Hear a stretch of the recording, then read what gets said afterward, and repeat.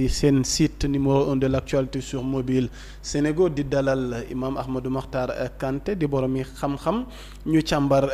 xew-xewi jamono. Alors imam, mbas mi jeexagul imam nga, c'est l'occasion nu interpeller leen ndax à un moment donné neewoon ngeen ñu jaratul nuy dajaloo di julli. Deuxième vague dikk na. te ñenn ñi jàngat gi mooy sàggante moo nu ko yóbbee ndax bu nu respecté woon mbir yi na mu waree ca démb xëy na tey du nu àggaat ci beneen deuxième vague muy ñëw ndax imam da ngeen di continuer di julli ci jumaa yi di woote mbooloo mi wala da ngeen di def taxaw seetlu xoolaat fi mu ne ni naka ngeen di jàmmaarloo waatee ak mbas mi. waaw question bu nekkul question bu simple boo ma mayee rek tuuti ci question bi nga doon wax. ci gàtt yi baax na foofu tam am na lu ñu fàtte wax rek mooy bon que ni c'est le gouvernement qui est le premier responsable ci lépp luy dugg ci réew mi lépp loo xam ne dafay traverser frontière terrestre aérien maritime dugg ci réew mi c'est le gouvernement qui est responsable donc ñoom la ñu war a njëkk a laaj fu ngeen nekkoon ba gadget yi di jàll surtout lépp lu jëm léegi ci affaire xale yi gouvernement war na ci gën a vigilant parce que xam nañu ñooñu ngay wax LGBT lu jëm ci xale yi fu nekk nii foofu lañ concentré seen liggéey parce que xam nañu am na mag ñoo xam ne mënuñ leen am abadan waaw kon nag léegi xale yi la ñuy bëgg a teel a tàmmal ay nataalu yooyu ci bande dessinée yi ak yenn production yi ci seen kii ni ñu koy waxee antenne crypté yi ak gadget yooyu kon loolu gouvernement bi war nañ gën a jël seen responsabilité de protéger les enfants par rapport à ça léegi li nga wax léegi c'est vrai que foofu gis nga que jullit yi jubóo ñu woon ñoom ñëpp ci wàllu gis nga man par exemple position bi ci amoon de prudence et cetera am na ñoo xam ne dañu considéré woon que feebar bi eggul foofu wala jaru ko et cetera ba fi mu nekk nii am na jàkk yu bëri yoo xam ne sax fi mu nekk nii ñu ngi julliwaat defuñu distance et cetera am na ñoo xam ni masque bi sax tamit bàyyi nañ ko ak jàkk yoo xam ni boo jëlee suñu jàkk point ñun ñu ngi koy respecté ba tey dañuy def distance def masque bunt bi am na vigile bu fa nekk benn bunt rek la ñuy ubbi ku ñëw ñu jox la gel et cetera alors fan yi rek dégg nga ay waxtaan am ci ne est-ce que sax waruñu lever yooyu yëpp parce que temps yi la demoon nañ ba nga xam ni presque les cas déclarés étaient devenus très rares rek lii xewaat kon na léegi fi mu nekk nii man li ma gis mooy damay ñëwaat ba tey sama position mooy que ni comme mbas baa ngi yokkaat nañ jëlaat des mesures de prudence ànd ceeg les autorités sanitaires bañ a yàkkamti dara su ko defee ñiy julli ci seen jàkka ñu respecter les mesures ba ci kanam ñu xool lu nar a xew.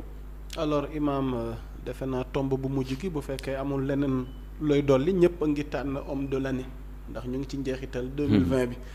gis nañ sunu mbokk waa Jamra yi ñoom tànn nañ Recep Tayyip Erdogan jàpp na mooy homme de l'année gis nañ fii ci réew mi Oustaz Iran Ndao moom jàpp na ni Serigne Mountakha moom mooy homme de l'année alors imam Ahmadou Makhtar Kanté ci sa expérience ak ci jàngat jamono ak ci nit ñi ni ñuy ràññeekoo ak seen i jëf tey boo doon tànn homme de l'année kan nga koy jox ak critères yi ak principes yi ak luy waral maanaam tànneef gi. question bu jafe la homme de l'année ci Sénégal wala ci àdduna bi wala. non yow yaay xool daal ci sa jàngat moo xam ci réew mi moo xam ci àdduna. waaw loolu tax mu compliqué nag. waaw moo ci tax réew mi tey boo doon joxe homme de l'année daal man damay leb tontu bi parce que pour man question bu xaw a compliqué la des fois peut-être je préfère sax benn organisation de l'année plutôt qu'un homme de l'année parce que même boo seetee ba seet benn nit rek mënul dara waaw koo gis rek am na mbooloo mu ànd ak moom di liggéey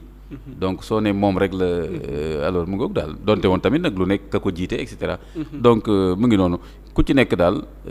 ku am mérite rek man reconnaître naa ko nañ ko ci jàppale jaajëfal ko. tey benn ci doomu réew mi koo xam ne ràññee nga ko te rafetlu nga ay liggéeyam ba tax na xëy na bu ko nit ñi bàyyi xel wala bu ñu ko jàppale dina mën a yokk lu positif ci réew mi. pour man ñu bëri la mënuma wax kenn rek. tes hommes de l'année donc. voilà mu tes organisations de l'année. si tu peux en citer mes hommes et mes femmes de l'année. voilà si tu peux en citer. et les jeunes de l'année. c'est important. oui moo tax ma ne la ñu bëri la pour moo tax man daal damay leb tontu bi parce que ni ma la ko waxee boo jëlee mag ñi ci kilifa yi mën nga ci principe bi ni ñu ko bëgg a doxalee yow tu n'es pas d'accord. je suis pas d'accord. donc yow lan nga jàpp pour man complexité doomu aadama ak société yi ak monde bi rocc benn nit kese daal ne moom dafa distingué wu ci ñeneen ñi loolu laa gis ne yombul daal. Jamra Recep Tayyip Erdogan homme de l'année. jàmbaar la ci benn côté boo ko xoolee par exemple boo ko xoolee ci côté ni mu taxawee ci kanamu Occident assumer l'islam jàmbaar la ci mais par exemple keneen mën na la ni waaw mais nangam ak nangam mais par contre ni mu taxawee woon ci ba ñu tëj école yi fii Yavuz Selim par exemple man loolu rafetlu ma ko parce que école yooyu pour man école yu baax la woon doon wane comment l'islam peut éduquer les enfants de façon très moderne alquran bu dëgër. ndax nekkul problème am ak Fatxula Gulen. voilà ku xam Gulen xam ne tey lii Yavuz Selim moom moo nekk ci ginnaaw. moo nekk ci ginnaaw bon léegi nag Yavuz Selim Gulen est-ce que dafa tooñ benn tooñ bu jar ñuy tëj école yi wala lan la ko def et cetera donc yooyu moo tax ma ne la c'est complexe moo tax côté boo ko xoolee nii rek moo tax daal je préfère. am na fooy rafetloo. voilà voilà am na beneen wàll mu ngoog moo tax nag souvent daal man li may faral di jéem a def mooy. te moom laay def sa sama page mooy daal ku poser acte bu rafet wala wax lu baax ci sama déggin ci diine ak luy defar doomu adama ak nit ki ma nangul la loolu amaa nag toog année lëmm daal ne kii nag moo fi ràññeeku ci année bi loolu pour man jafe na ñaareel ba ku nekk boo ràññeekoo dafa am foo ràññeeku te fi nga ràññeeku du loolu rek la société bi soxla par exemple tey ki nga xam ne bu ne tey l'imam de l'année waaw ci wàllu imam ci wàllu jàkk mais suñu defarul tali yi imam boobu su feebaree dem hôpital fekk fu médecin kon tam il faut nga ne le médecin de l'année bon kii jàngal xale yi alquran te nekkul imam sonn ba dee leen jàngal kooku tam le maître coranique de l'année jigéen bi yor suñu njaboot ci kër ga fële boo xiifee mu togg jox la boo feebaree mu accompagner la hôpital il faut tam ñu toon la femme de l'année donc pour man yooyu yëpp dafay joxante moo tax man leb naa tontu bi ci benn jëmm noonu rek quoi moo tax d'ailleurs prix Nobel yi yëpp nii nit ñi dañ koy contester fi nekk nii. est-ce que Macky Sall imam nekkul homme de l'année. par exemple waa APR ak benn bokk yaakaar mën nañu wax ne c'est le meilleur président. président Macky Sall homme de l'année imam Makhtar Kanté. Idriss Seck homme de l'année parce que comme léegi dem na ànd ak Macky Sall mën nañu wax c'est l'homme de l'année boo ko xoolee ci côté boobu waaw ci côté pexe politique ak yooyu. mu ngoog moo tax daal man leb naa affaire l'homme de l'année ak la femme de l'année ak le jeune de l'année aussi ci jeunes yi am na ci ay jàmbaar yu ràññeeku mais xale bi may romb ci mbedd mi fële. muy jaay yu tuuti te jëlul alalu kenn te midi bu jotee mu lekk mbiskit wala mburoog caaf kooku lu tax du nekk le jeune de l'année jeune de l'année bi daal mooy ko xam ni il est en costume jàngee Canada ñëw parce que bàyyam amoon na alal wala xëy na sax alalu jàmbur lañ jël jox ko mu dem jàngi mu dellu si defar benn start-up kooku mooy le jeune de l'année par rapport ak ban critère est-ce qu'on n'est pas piégé déjà par le critère du capitalisme du matérialisme et cetera moo tax daal soo gisee ma leb tontu bi du ragal koo tontu. mais gis non complexité bi rek moo tax damay contester kii bi noonu gisoo même prix Nobel yi man tey suñu ma woon prix Nobel du ma ko jëli Jean-Paul Sartre wax nañ ko prix Nobel mu bañ mais bu dee ñun nit ku ñu xam nga nit ku ñu moom cër la bëgg xam nga nit ku ñu man dañ maa yëg xam nga nit ku ñu moom boo ko bëggee nax rek ne ko cëral naa la ci loo ko woo mu ñëw. man ku ma yëg la ku ma jox cër man nit ku ñu la ngoo Jean-Paul Sartre bi ko prix Nobel woowee xam nga lu mu leen wax l'existentialisme est un humanisme. voilà xam nga lu mu leen wax dafa ne leen mais man combat bi may def ak li may bind mais defuma ko pour ñu neexal ma ci. dëgg la dama gëm ne nit nangam. mais c'était yéen ngeen toog seen tamit nitu principe la xam nga. moom ñun nag fu ñu comportement ak doxinam moom ça se comprend parce qu'il marchait sur des principes. mi ngi noonu xoola par exemple ministre bi Tidiane Wane le fait que mu remettre médaille am moom tam mën na nekk homme de l'année ci côté boobu